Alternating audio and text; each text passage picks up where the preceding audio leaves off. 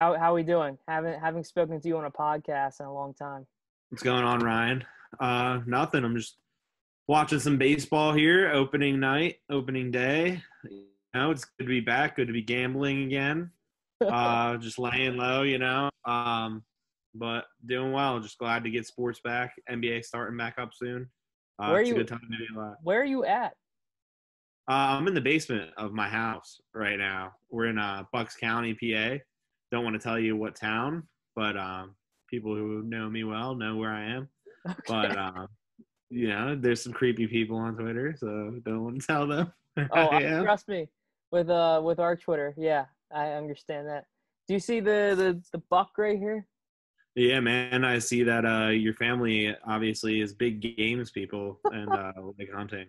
Yeah, my stepdad. He's always been a hunter, and I only went one time, but I couldn't stand it. I just don't like waiting for 4 hours. Yeah. If the buck would come right away, boom, I'm killing that thing. But I'm not sitting in a tree for 4 hours, man. Yeah, I mean, I would definitely need a lot of beer to do that. I mean, Yeah. I couldn't imagine doing that at all. Yeah, how's quarantine going for you? What are you dealing with? Well, it was not bad at first because I was finishing up at school, so I was commuting to Temple before the quarantine, and then like now that the quarantine hit, like it was cool to like not have to wake up and drive there every day. But now that I graduated, I'm done school, and now it's just kind of like putting a damper on like my life because I'm trying to apply for jobs, trying to get into the workforce like everybody else, collect the stimmy check, but I can't do that because I'm applying for jobs. And You don't get the stimulus check. no, you have to be independent. I'm pretty sure for you to get it. That's ridiculous. And I'm not because I just graduated. Can you get unemployment? No, I think you have to work first to get that. So you can't get anything. No, I'm basically just sitting here hoping that a company is hiring, and like most companies aren't right now, obviously because they don't have a lot of income. Business isn't booming like it once was. But I mean, it's all right. I'm playing a lot of golf, the official sport of the quarantine. Playing a lot of 2K, and just hanging out, laying low. Good. Yeah, no, for me, I'm in Lancaster for the first time in probably 2 months. I got off a few days.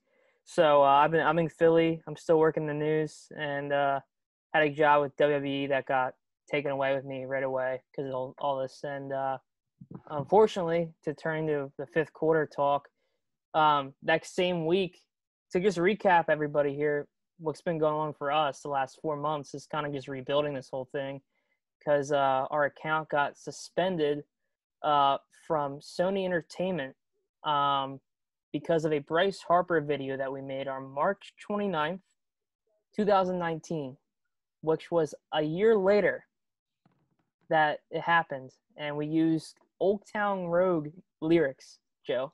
Old Town Road. Good song. Yeah, they suspended us for that.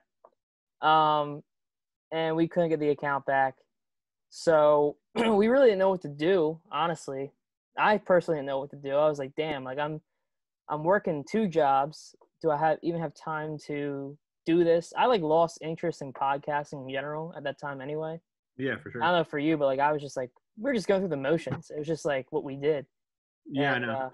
What were you thinking when you found out that we got suspended? Like what was going through your head? Well, I thought it was just kind of like a bad situation. I totally understand why obviously we didn't own the rights to the song. Yeah.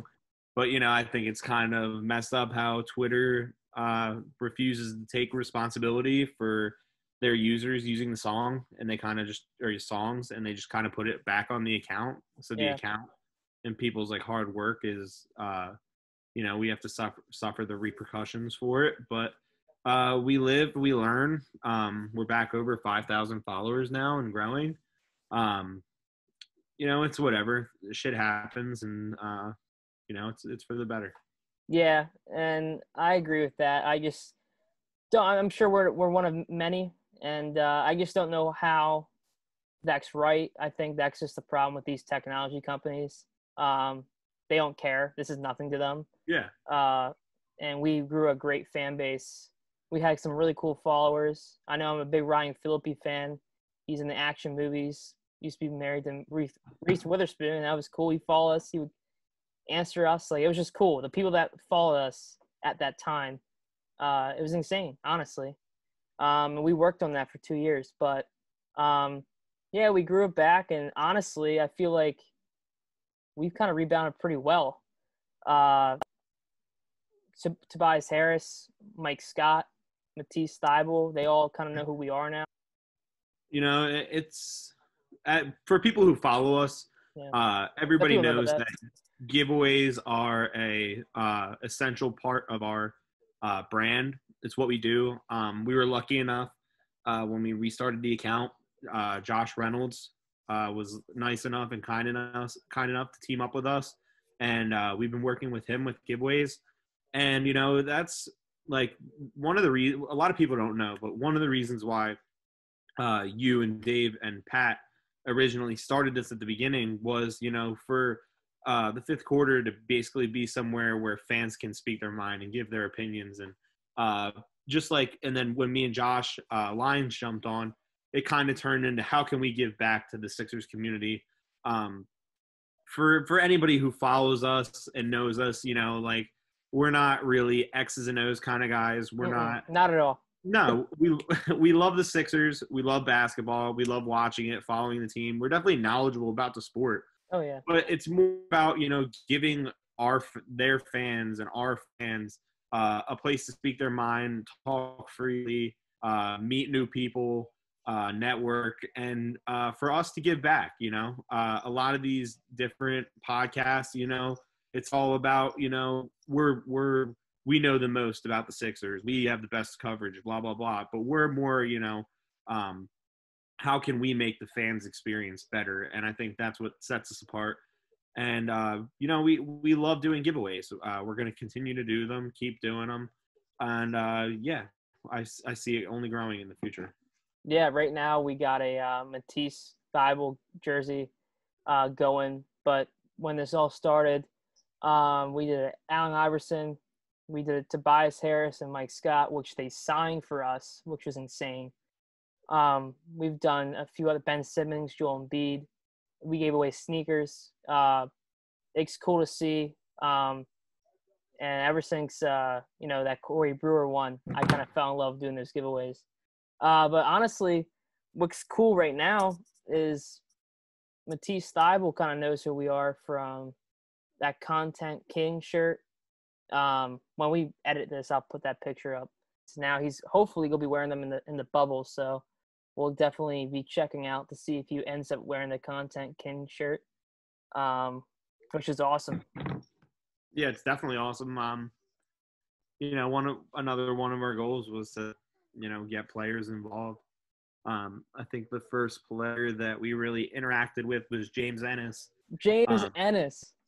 And he's on the Magic now. He's actually down in Orlando. Yeah. But, you know, and it started off with James. We worked well with him, had him on the show back when we were podcasting more. And, you know, now we got Tobias, Mike, and Matisse. We've had them involved in different ways, and we'll continue to do that, you know. I think that's a really cool thing that we get to do. And, yeah, I think the Content King shirt for Matisse is perfect.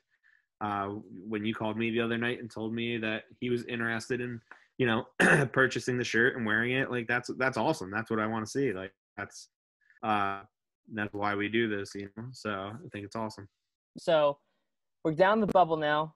It was a 4-month layoff, and, you know, going on this time was the COVID stuff. And what was frustrating me personally, and I'll get your take on it too, was, you know, when they were announcing coming back, you know, NHL, MLB, NBA, I just would see on Twitter, like, if let's say Woj or Shames, they made a tweet about them coming back, I would see so many comments of fans just ripping the idea of a season. And, like, I'll be honest, I was skeptical at first. I was like, first, I was more skeptical about how they start in the next season. I was like, I don't know if there's really a point, just because this will be such a quick turnaround. I believe it'll be safe. what should end up being. And I guess for me, I'm happy they're there.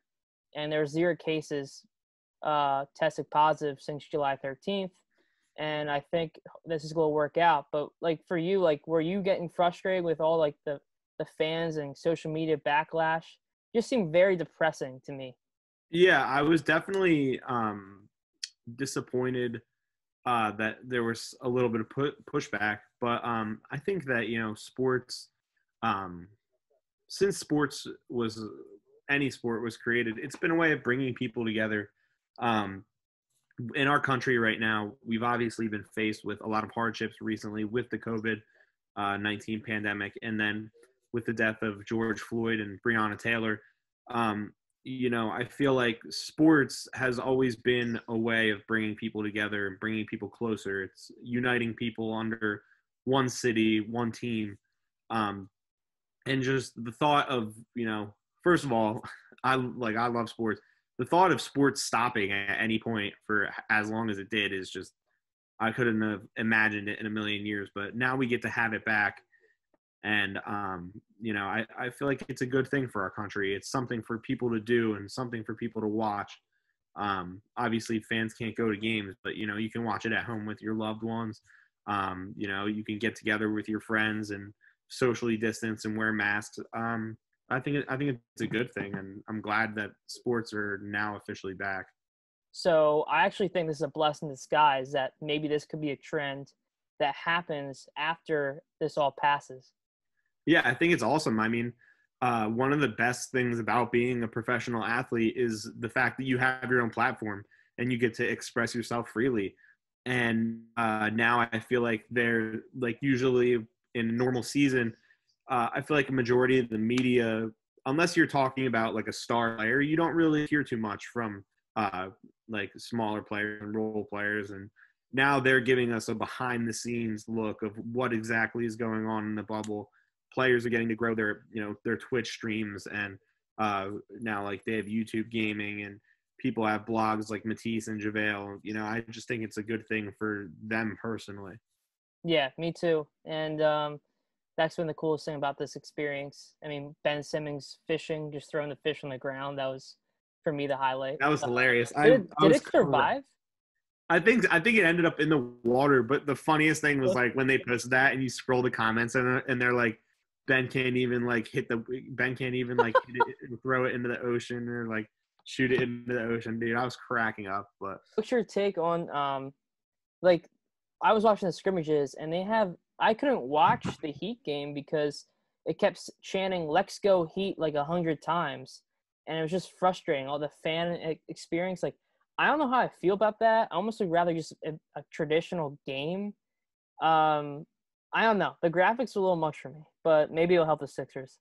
Yeah, I mean, I thought it was kind of cool how they incorporated the fans like in the background and how they kind of simulated it as them being a home court advantage. I really like the setup that they have there. I think the screens in the background are really cool. Mm-hmm. I actually do like the sound effects in the background. But I mean, it's just like a really cool setting. It's very interesting to watch a basketball game there. It's very different from the traditional NBA game and how it's played. Like it's more of like a tournament style. I really do enjoy it. Yeah, I guess we'll see how that goes. So I guess the big picture is what their first scrimmage is technically 10 minutes till midnight tomorrow. I don't know if I'll tune in for a little bit. I don't really care too much about the scrimmage, but their first game will be the 1st of August against the Pacers, the 8-game stretch, and then we go into playoffs. So, I don't really want to dive into X's and O's. It's just I'm just happy it's back. I'm happy we're coming back strong. Like you mentioned, 5K followers, and literally 2 months of trying, so we'll be fine again. And then just letting everybody know who's listening, we're going to start doing these a lot more often with these visual podcasts on Zoom. We should have been doing a while ago, and that's my fault. And we can just start interviewing some good guests that we easily could get on here. And that's kind of what we'll start doing, and we're excited to get going. Yeah, and if anybody has any ideas of who they want to see I mean, this isn't really like an interview kind of thing, but it's a conversation. We want to have somebody on, pick their brain, what they think, and let you get to know, your favorite personalities better. So, I mean, if you guys have any suggestions, comment, send us a DM, do whatever. And yeah, so that would wrap it up for the most part. And just if you're listening before Sunday, make sure you enter the Matisse giveaway. It's being announced Sunday at 9 p.m. You get the Content King shirt as well.